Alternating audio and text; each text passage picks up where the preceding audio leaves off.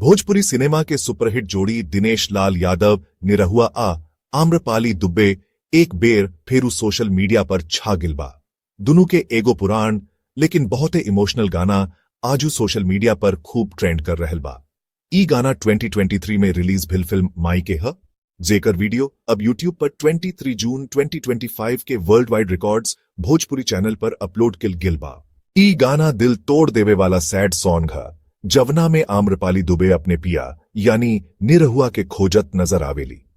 आम्रपाली के आंख से बहत आंसू, उनकर चेहरा पर उभरल दर्द, सब कुछ ए गाना के भावुक बना देले बा।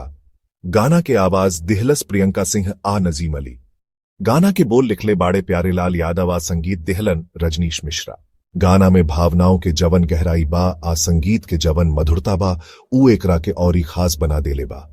ए गाना के वीडियो के रत्नाकर कुमार इंस्टाग्राम पर शेयर किले बाडन।